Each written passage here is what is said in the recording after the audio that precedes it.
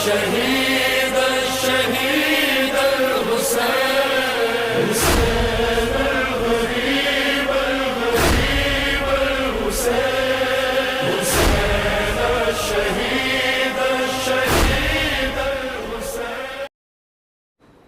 جب مولا حسین علیہ السلام نے نماز صبح کے بعد اپنے جوانوں کو تیار کیا، ہر ایک کی ذمہ داری معین کی، ہر ایک کی پوزیشن معین کی. حسینی وہ ہوتا ہے جس کی پوزیشن اور جس کی حیثیت امام معین کرتا ہے. لشکر مولا حسین نے جب اپنے لشکر کی ذمہ داریاں معین کی، ہر ایک کی پوزیشن معین کی، کون کہاں رہے گا، زہیر کہاں رہے گا، حبیب کہاں رہے گا، میرا علمدار کہاں رہے گا، میرا علی اکبر کہاں رہے گا. اس کے بعد مولا حسین خیموں سے کچھ دور نکلے، لشکر عمر سعد کے سامنے کھڑے ہو گئے، اور لشکر عمر سعد کے سامنے کھڑے ہو کر مولا حسین علیہ السلام نے پہلے فرمایا ایھا الناس اسمعوا قولی ولا تعجلوا حتی اعظکم بما هو حق لکم علی. اے لوگوں، عاشورہ کا منظر اپنے سامنے رکھیے. 30,000 کا لشکر مولا حسین کے سامنے، لیکن آخر تک مولا حسین کی یہ کوشش ہے کہ یہ لشکر عمر سعد ہدایت یافتہ بنے. مولا ان سے فرماتے ہیں ایھا الناس اسمعوا قولی، لوگوں میری بات سنو، ولا تعجلوا، جلدی مت کرو، حتی اعظکم بما هو حق لکم علی، تاکہ میں تمہیں نصیحت کروں، تاکہ میں تمہیں سمجھاؤں، تاکہ میں تمہیں واعظ کروں، تاکہ میں تمہارے ساتھ دو باتیں ہدایت کی کروں. بما ہوا حق لکم علیہ، تمہاری ہدایت کا حق جو میری گردن پر ہے وہ حق مجھے ادا کرنے دو. دشمن کی ہدایت کا حق. مولا فرماتے ہیں اے دشمنوں ذرا خاموش ہو جاؤ، جلدی مت کرو، تمہارا ایک حق میری گردن پر ہے وہ حق مجھے ادا کرنے دو. دشمن کا بھی حق ہوتا ہے انسان کے اوپر، مخالف کا بھی حق ہوتا ہے انسان کے اوپر، گالی دینے والے کا بھی حق ہوتا ہے انسان کے اوپر، دوسری پارٹی میں رہنے والے انسان کا بھی حق ہوتا ہے انسان کے اوپر، ہماری مجلس میں نہ آنے والے انسان کا بھی حق ہوتا ہے ہمارے اوپر، ہم سے کبھی نہ ملنے والے انسان کا بھی حق ہوتا ہے ہمارے اوپر، ہمیں کبھی ساتھ نہ دینے والے انسان کا بھی حق ہوتا ہے ہمارے اوپر، ہمیں کبھی ڈونیشن اور فنڈ نہ دینے والے انسان کا بھی حق ہوتا ہے ہمارے اوپر، ہماری انجمن کو کبھی جوائن نہ کرنے والے انسان کا بھی حق ہوتا ہے ہمارے اوپر. مولا فرماتے نہیں، یہ دیکھو یہ میرے دشمن ہیں، انہوں نے مجھے 3 دن سے مجھے میرے بچوں کو بھوکا اور پیاسا رکھا ہے، لیکن ان کی ہدایت کا حق میری گردن پر.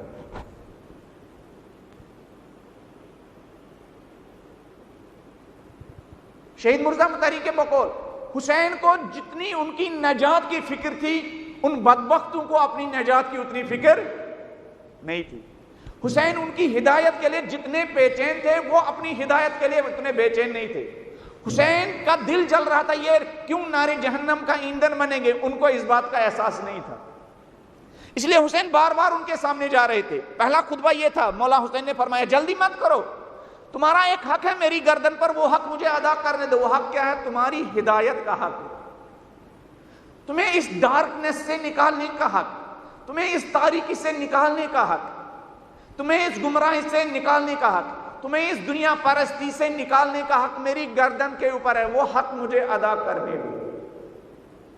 لیکن اسی دوران حسین علیہ السلام کے خیمے سے بچوں کے رونے کی آواز آئی. مولا حسین علیہ السلام نے اپنے بیٹے علی اکبر اور اپنے بھائی عباس علیہ السلام کو بھیجا، جا کے خیمے میں دیکھو یہ رونے کی آواز کیوں آ رہی ہے. ظاہر سی بات ہے جس خیمے میں 3 دن تک بچوں کو پانی نہ ملا ہو تو وہاں بچے کیا رونے کی آواز نہیں آئے گی تو اور کیا آواز آئے گی. اسی لیے میں نے کہا کربلا کا منظر سامنے رکھیے، پھر مولا حسین علیہ السلام کے خطبے پر غور کیجئے اور مجھے بھی اس خطبے پر غور کرنے کی توفیق دے. پھر جب خیمے میں بچوں نے خاموشی اختیار کی، پھر مولا حسین علیہ السلام نے اپنے خطبے کو جاری رکھا، اور مولا حسین علیہ السلام لشکر عمر سعد سے دوبارہ مخاطب ہوئے. دوبارہ جب مولا حسین علیہ السلام مخاطب ہوئے، پھر مولا حسین علیہ السلام نے فرمایا عباد اللہ اتقوا اللہ وکونوا من الدنیا علی حذر. بندگان خدا خوف خدا کرو دنیا سے بچو. یہ جس دنیا کو حاصل کرنے کے لیے تم یہ اتنا بڑا ظلم کرنے جا رہے ہو، اس دنیا سے بچو، یہ باقی رہنے والی نہیں ہے. پھر مولا فرماتے سمجھا رہے ہیں ان کو، فَإِنَّ الدُّنْيَا لَوْ بَقِيَتْ عَلَىٰ أَحَدٍ أَوْ بَقِيَ عَلَيْهَا أَحَدٌ لَقَانَتِ الْأَنْبِيَاءُ أَحَقُّ بِالْبَقَاءِ. اے لشکر عمر ساتھ، دنیا حاصل کرنے کے لیے تم نے میرا 3 دن پانی روکا، میرے بچوں کا پانی روکا. چاہتے کیا ہو؟ دنیا حاصل کرنے چاہتے ہو. مولا ان کو دنیا کی حقیقت بتا رہے ہیں. مولا فرماتے فَإِنَّ الدُّنْيَا لو بقیت، اگر یہ دنیا کسی ایک انسان کے لیے باقی رہنے والی ہوتی. غور سے سنیے گا، مولا ان سے فرماتے دنیا کی حقیقت سمجھا رہے، اس لیے کہ وہ دنیا کی وجہ سے اتنا بڑا ظلم کرنے جا رہے ہیں. اے دنیا کے اسیرو، فَإِنَّ الدُّنْيَا لَوْ بَقِيَتْ عَلَىٰ أَحَدٍ، اگر یہ دنیا کسی کے لیے باقی رہنے والی ہوتی، او بقی علیہا احد، یا اگر کوئی دنیا کے لیے باقی رہنے والا ہوتا. دونوں چیزیں، اگر دنیا کسی کے لیے باقی رہنے والی ہوتی اور اگر کوئی دنیا کے لیے باقی رہنے والا ہوتا، مولا فرماتے ہیں لقانت الانبیاء احق، تو وہ انسان جو دنیا کے لیے باقی رہنے والا یا جس کے لیے دنیا باقی رہنی چاہیے تھی، اس کا سب سے زیادہ مستحق اور سزاوار انسان خدا کے انبیاء اور خدا کے مرسلین تھے. لیکن وہ بھی دنیا کے لیے باقی نہیں رہے اور دنیا بھی ان کے لیے باقی نہیں رہی. مولا ان کو سمجھاتے جا رہے ہیں. پھر جب مولا کی باتوں کا اثر نہیں ہوا، پھر مولا نے ان کی ایک ایک صفات گننا شروع کی. ایھا الناس ان اللہ تعالی خلق الدنیا فجعلها دار فنا. اے لشکر عمر ساتھ، تم کیا سمجھتے ہو؟ جس دنیا کو حاصل کرنے کے لیے تم مجھے اور میرے بچوں کو اور میرے اس بھوکے پیاسے لشکر کو قتل کرنے جا رہے ہو، تمہیں کیا خیال ہے یہ دنیا باقی رہنے والی ہے؟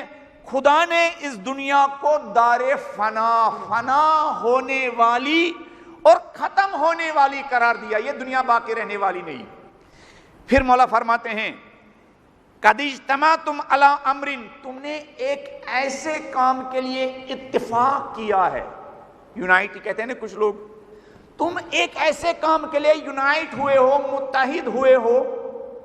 تم نے ایک ایسے کام کے لیے ایک دوسرے کے ہاتھ میں دیا ہے.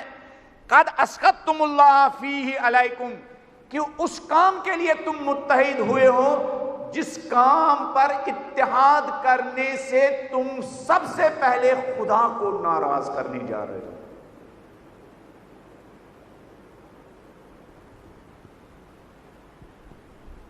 تم نے ایسے کام پر 30,000 لشکر نے ایسے کام پر اتحاد کیا ہے جس کا رزلٹ کیا ہے؟ سب سے پہلا رزلٹ اس کا یہ ہے کہ تم نے اتحاد کیا ہے، تم متفق ہوئے ہو، ایک دوسرے کے ہاتھ میں ہاتھ دیا ہے، لیکن اس کا رزلٹ یہ ہے کہ تم سب خدا کو ناراض کر رہے ہو.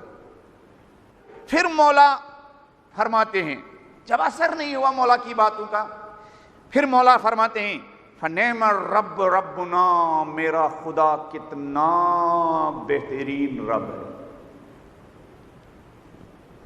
دعائے عرفہ میں بھی مولا نے اپنے رب کی تعریفیں کی نا. جب اتنا سمجھانے کے بعد، اس شفقت کے ساتھ سمجھانے کے بعد، ایھا الناس اسمعوا قولی ولا تعجلوا، لوگوں جلدی مت کرو. ایک انسان، ایک لشکر جس نے مولا حسین کو پانی روکا، ایک انسان جس نے مولا حسین کے بچوں کو 3 دن 4 دن بھوکا پیاسا رکھا، اور پھر حسین اس شفقت کے ساتھ ان کے ساتھ بات کر رہے ہیں ایھا الناس اسمعوا قولی ولا تعجلوا حتی اعظکم بما هو حق لکم علی. لوگوں جلدی مت کرو، میری بات سنو، تمہارا حق ہے میری گردن پر، وہ حق مجھے ادا کرنے دو. وہ حق تمہاری ہدایت کا حق ہے، تمہاری رستگاری کا حق ہے، تمہیں نجات دینے کا حق ہے، تمہیں ناری جہنم سے بچانے کا حق ہے، تمہیں جنت تک پہنچانے کا حق ہے. وہ حق مجھے ادا کرنے دو.